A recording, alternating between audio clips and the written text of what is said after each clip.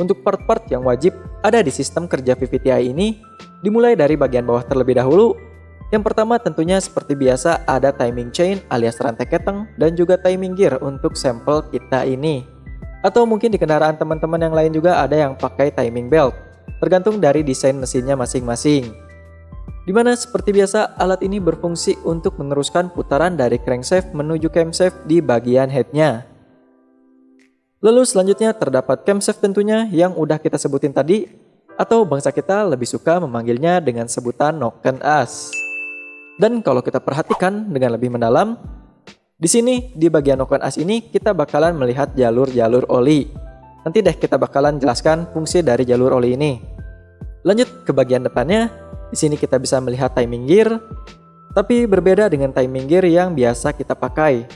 Timing gear pada teknologi VVTi ini jauh lebih kompleks dan ribet.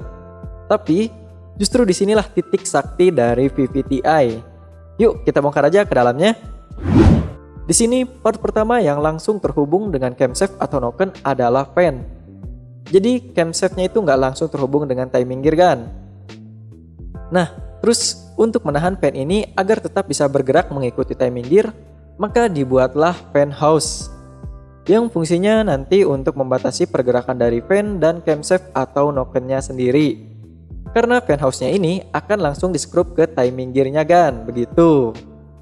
Jadi kesimpulannya fan house-nya ini fungsinya untuk membatasi pergerakan dari fan-nya aja ya kan. Sedangkan untuk mengatur posisi camshaft-nya dan fan ini dikendalikan menggunakan tekanan oli yang masuk ke dalam fan house-nya.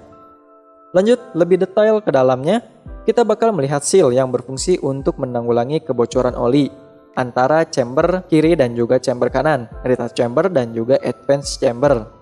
Dan ada juga pin yang berfungsi untuk mengunci posisi fan dan fan house saat idling.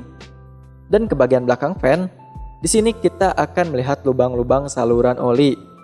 Nah, itu dia komponen-komponen fan yang berada menempel dengan timing gear-nya. Sekarang kita lanjut ke part-part elektroniknya kan. Part elektronik yang pertama tentunya adalah ECU atau ECU, dimana pasti kawan-kawan semua tahu kalau ECU ini adalah dalang atau otak dari segala proses kerja mesin, termasuk VVTi ini kan, yang menentukan kapan dan seberapa banyak posisi fan harus digeser. Tapi ECU juga nggak bekerja sendiri kan, ECU butuh anak buah yang memberikan data yang kredibel sebelum memutuskan tindakan selanjutnya, yaitu sensor posisi crankshaft dan juga sensor posisi camshaft. Data-data yang dikirimkan dari dua anak buahnya inilah yang menentukan apa yang harus dilakukan oleh ECU. Setelah ECU tahu selanjutnya harus melakukan apa, barulah ECU memberikan sinyal menuju part elektronik selanjutnya yang dikenal dengan nama OCV atau Oil Control Valve.